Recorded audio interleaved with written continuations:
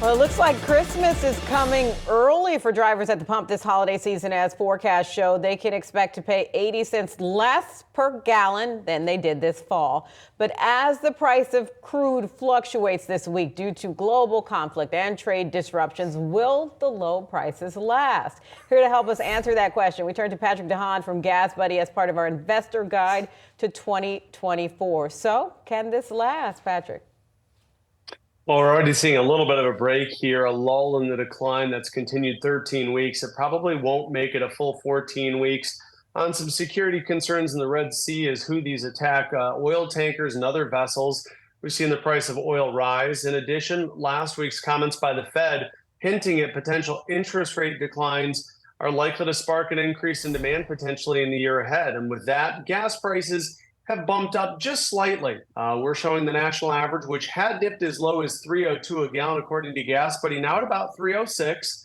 Motorists in more states are seeing slight increases ahead of the holidays. The national average now basically on par with where we were last year, but we could see a little bit more increases over the next few days into the holiday and into the close of the new year, or I should say the close of 2023 into the new year.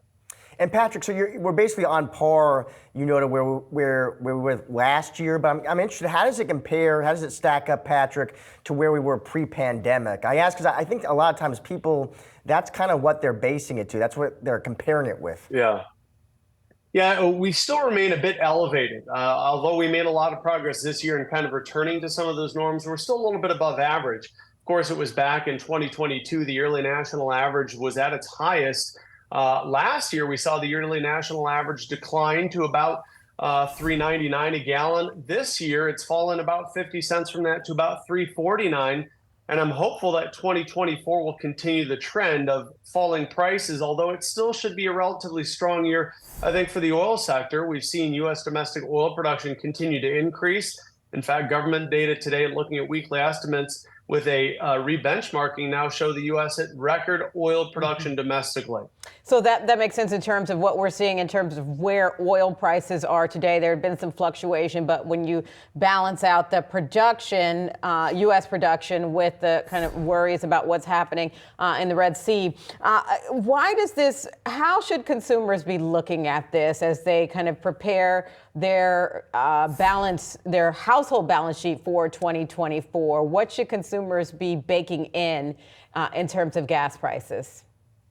Well, obviously, there have been a lot of volatility in prices here the last couple of years, made worse, exacerbated by Russia's war in Ukraine. And we have geopolitical tensions that are really closing 2023, and it sets the tone for 2024. Expect the unexpected. We don't necessarily know what geopolitical conditions may arise in the year ahead. But situations like China hinting to the United States are essentially telling the U.S. that it will reunify with Taiwan. It's those types of geopolitical situations that could unravel and could cause more risk in the year ahead. I think consumers will get a 2024 that's a bit more friendly. Part of that really due to increases in refining capacity that came online this year, and more of those capacity increases that will continue into the new year, as well as a continued transition to more EVs, which has really stifled the growth of gasoline demand. But even comments from the Fed in terms of what they do in the year ahead could set the par for where we see gas prices next year. If the economy expands, we could see prices higher than what we anticipate. And Patrick, you know, we talk about gas prices, the national average, but of course there's big difference regionally as well. I'm just curious, Patrick, as you look across the country, where are gas prices the highest?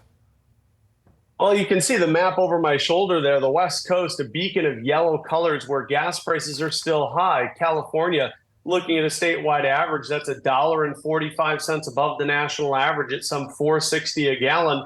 Whereas you get into the Gulf states where a lot of that oil infrastructure is, refineries have a good presence there, coupled with low gasoline taxes. Texas, Oklahoma, areas of the Deep South generally have prices well below the $3 a gallon mark. So for any motorists traveling for Christmas, they certainly may be surprised going from California to Arizona to New Mexico to Texas.